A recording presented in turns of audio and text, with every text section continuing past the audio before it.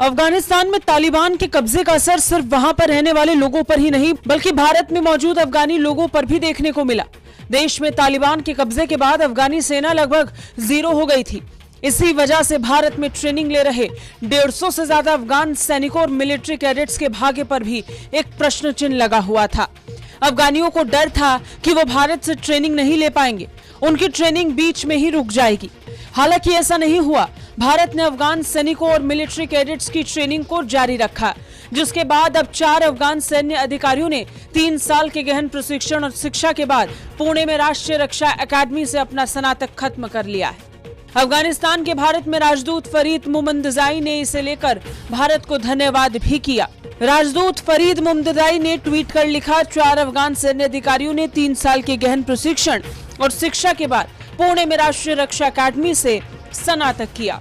युवा अफगान कैडेट्स को प्रशिक्षित करने के लिए सालों से भारत सरकार के समर्थन की बहुत सराहना करते हैं। बहुत बहुत धन्यवाद भारत। फरीद ने ट्वीट के साथ 4 फोटो भी शेयर की, जिसमें ये ट्रेंड अफगान सैनिक अपना ट्रेंड सर्टिफिकेशन हासिल कर रहे हैं।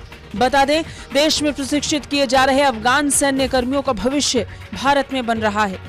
ट्रेनिंग लेने वालों में से अधिकांश देहरादून में भारतीय सैन्य अकादमी, IMA, चेन्नई में ऑफिसर्स ट्रेनिंग अकादमी, OTA और खड़कवासला पुणे में राष्ट्रीय रक्षा अकादमी में हैं।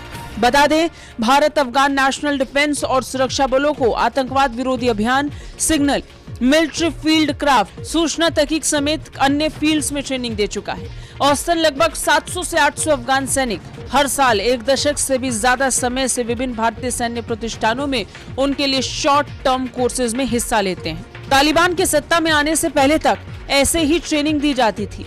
इसके अलावा हर साल IMA, OTA और NDA में 80 से 100 स्टूडेंट्स भी आ रहे थे।